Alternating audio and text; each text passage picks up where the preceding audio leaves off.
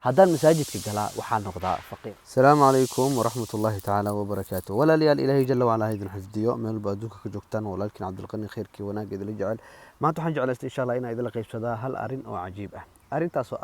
فرحدة يمرو جذا معها واحد جوكتة لكن سؤال مش تلاقي تمرك فرحدة راديني نقاب كي أيان ورادينا سيدا صدرت دولا ليال فهم كنولش وحاكمد إن تصير حقيقة وفهمتها إن فرحدة يمرو جذا أي سنة هين واحد جوكتة tusaale haddaan soo qaadanaa farxadda habab kala duwan ayaa loo raadiyaa xumaan iyo samaanba yacni dad baa naftooda u haliga dad baa ma aragtay naftooda khatar u geliya dad baa dad kala qiyaameeya dad baa ma aragtay been iyo munaafiqnimo iyo xumaan iyo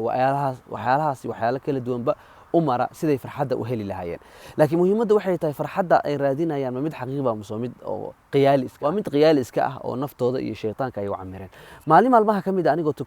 dukaamada kamid ah galaya ayaa waxa la kulmay wiil Soomaali ah wiilka Soomaaliga ahaa ayaa wuxuu ciyaarayay qamaar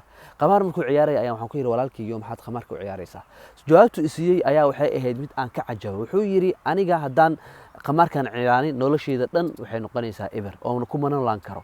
laakiin haddaan ma aragtay qamaarkan ciyaaro farxad ayaan dareemaya iyo noloshayda anoo ku raaxaysan ayaan dareemaya wuxuu sii raaciyay walaalkaas asagoo aan la yaabay wuxuu sii raaciyay haddaan masaajidka galaa waxaan noqdaa faqiir arrinkaasi ka soo jawaaba idinka sax miyaa ma waa qalad si kale haddaan u dhignane